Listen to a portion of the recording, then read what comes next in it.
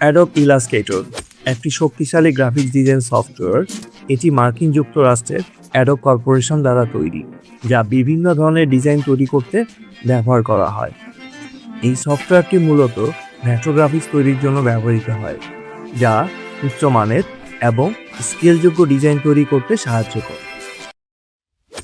Welcome to IT Guru. IT গুরুতে স্বাগতম।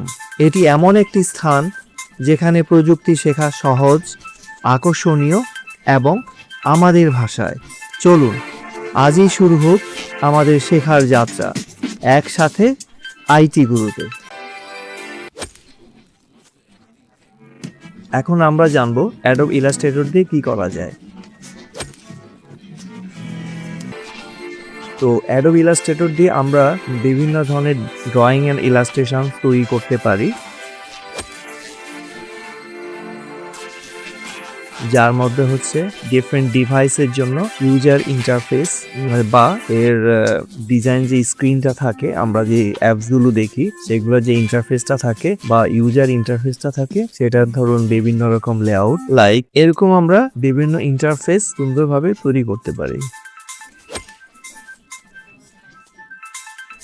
এরপরে আসি আমরা ডিফারেন্ট ওয়েব লেআউট। এই ওয়েব লেআউট গুলো দিয়ে আমরা একটা ওয়েব পেজের তার লুক অ্যান্ড ফিলটা কিরকম হবে, ওয়েব পেজটা এর ইন্টারফেস সাইজটা কিরকম হবে, আমরা এখানে ডিফল্ট কিছু ডিজাইন পেয়ে যাব।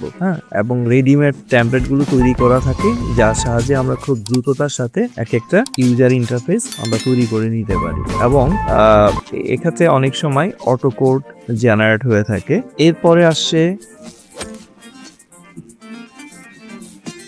প্রিন্ট মিডিয়ার জন্য ডিফারেন্ট ডকুমেন্ট। আমরা যদি কোনো ডকুমেন্ট প্রিন্ট করতে চাই, তো সেগুলোর ক্ষেত্রে যে ধরনের ডকুমেন্ট আমাদের প্রয়োজন পড়বে, আমরা ইলাস্ট্রেটর সাহায্যে এগুলো খুব দ্রুততার সাথেই তৈরি করে নিতে পারি। ব্র্যান্ডিং, ডিফারেন্ট সোশ্যাল মিডিয়া বা বিভিন্ন মিডিয়াতে আমরা যেসব তৈরি করব বা কোম্পানি ধরুন বিভিন্ন ধরনের লেআউটস, তাদের বিভিন্ন ধরনের কর্পোরেট কার্ডস, এই জিনিসগুলো আমরা তৈরি করতে পারি। যেমন ধরুন different logos, company letter head, brochures, magazine poster, social media post, এরকম অনেক কিছু।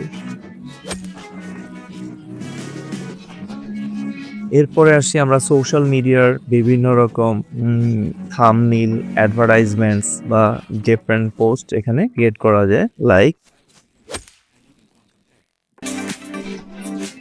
তারপরে আসছে art and illustration. Art and illustration হচ্ছে আমরা প্রয়োজনীয় যেসব আমাদের ড্রয়িং ওয়ার্কগুলো থাকে, সেগুলো আমরা সুচারুরূপে এখানে তৈরি করে ফেলতে পারি। যেমন ধরুন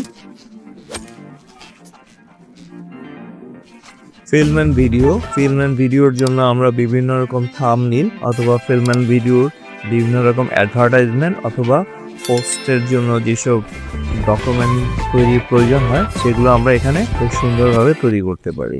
এছাড়াও এখানে রয়েছে